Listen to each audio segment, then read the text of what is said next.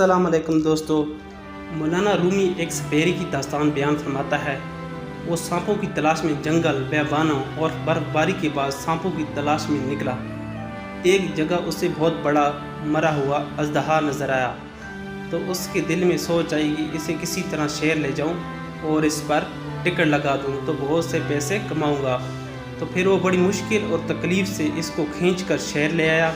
لوگوں نے جب سنا تو شہر کا شہر آ منڈرایا۔ اژدہا جو اصل میں مردہ نہیں تھا، برف میں ٹھنڈ کی وجہ سے اس کا جسم سن ہو گیا تھا۔ ہجوم کی گرمی نے اور سورج کی حرارت میں اس سے پھر سے ٹھیک کر دیا اور اس نے حرکت کرنا شروع کر دی۔ ہجوم نے جب یہ دیکھا تو بھاگ کھڑے ہوئے، جس کا جدھر منہ ہوا ادھر دوڑ پڑا۔ سپیرا جو اژدہا کے پاس کھڑا تھا، اس نے جیسے ہی بھاگنے کی کوشش کی تو اژدہا نے منہ کھولا اور سپیرے کو نگل لیا۔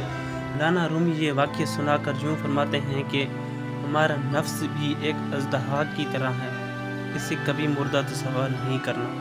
وسائل نہ ہونے کی بنا پر یہ خاموش نظر آتا ہے۔